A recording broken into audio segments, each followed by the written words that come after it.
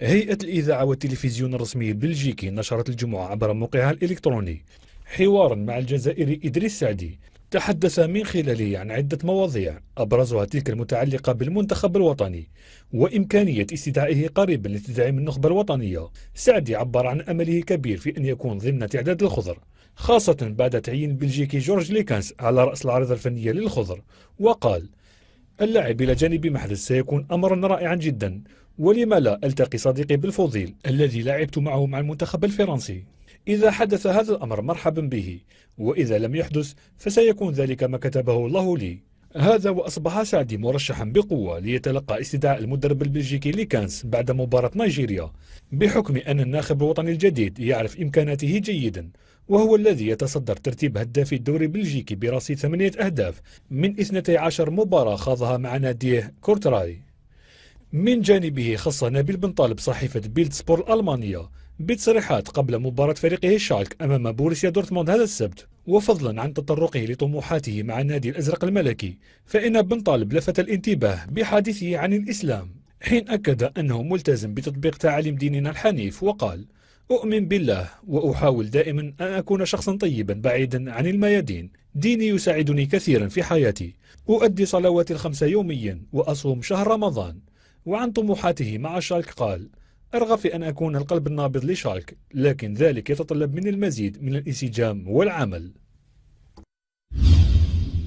المدرب الأسطوري لنادي مانشستر يونايتد الإنجليزي سير أليكس فيرغسون ثمن في تصريحات صحفية نقلتها صحيفة أبولا البرتغالية تعاقد لايستر سيتي مع الهداف الجزائري إسلام سليماني، مؤكدا أن ذلك سيعود بالفائدة على الفريق، خاصة وأن إسلام متلهف للتتويج بالألقاب.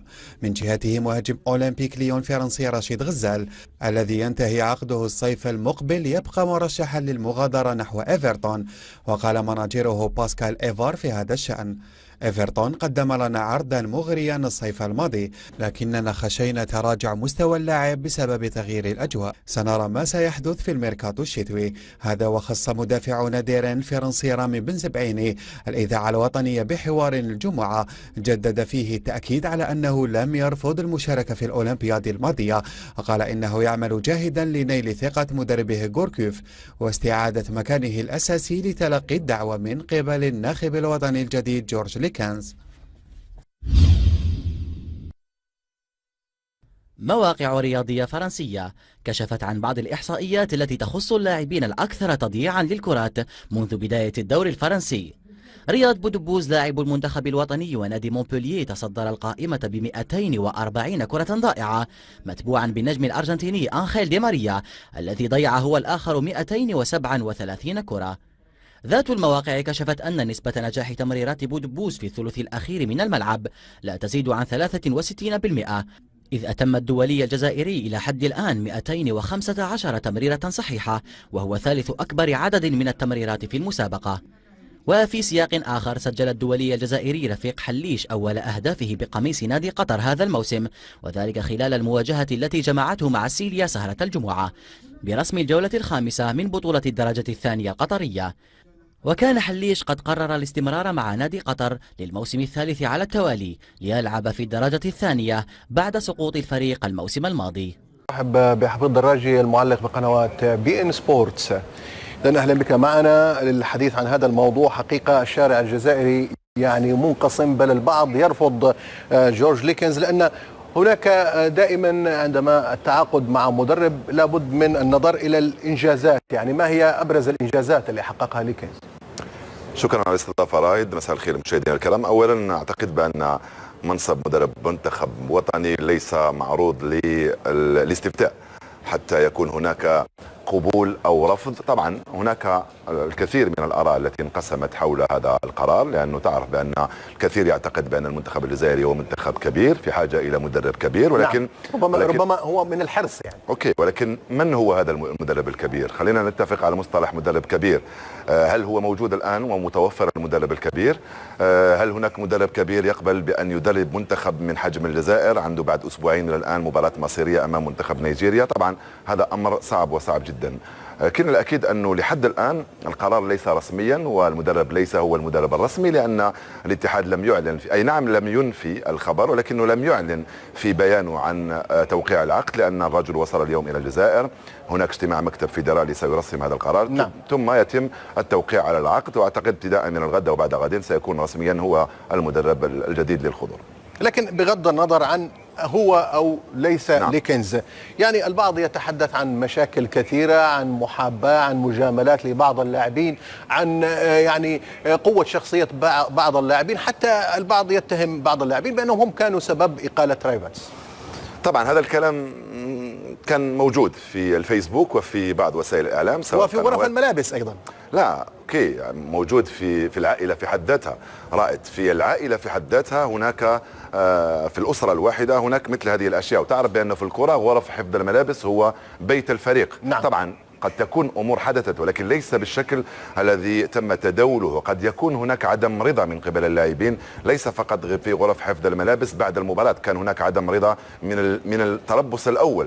كان اللاعبون يقولون لرئيس الاتحاد بان هذا المدرب لا يعرفنا، هذا المدرب لا يكلمنا كثيرا، هذا المدرب لا يبيت معنا الليل في طيله ايام الاسبوع، هذا المدرب لن نذهب بعيدا معه. واعتقد بان الموظف المسؤول واللاعب المسؤول، أقارن بين الموظف والمسؤول الذي يريد أن يحافظ على مؤسسته ويريد أن يحافظ على منتخبه، هو الذي يلفت انتباه المسؤول الأول على مثل هذه الاختلالات. وعندنا أعتقد مجموعة من اللاعبين الجزائريين المتخلقين الذين لا يمكنهم أن يتصرفوا بتصرفات لا أخلاقية أو لا رياضية تجاه مدرب. هذا ممكن كان يحدث زمان، أما اليوم فلا أعتقد. طيب يعني السؤال، أين هو المدرب الجزائري؟ يعني إنجازات الجزائر كانت تنسب لمدربين، واخرهم اعتقد رابح سعدان في 2010.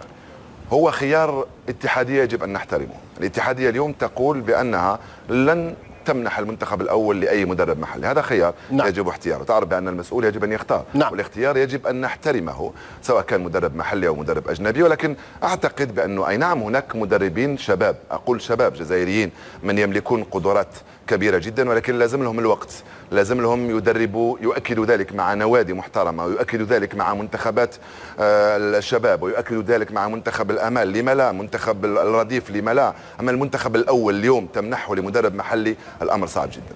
طيب ألا تعتقد بأنه يعني ربما يكون المدرب المحلي هو القادر على تحفيز اللاعبين أكثر من الجانب الوطني وما إلى ذلك؟ حديث عن الوطنية في الكرة أعتقد بأنه أمر مبالغ فيه. أننا الآن أمام لاعبين محترفين.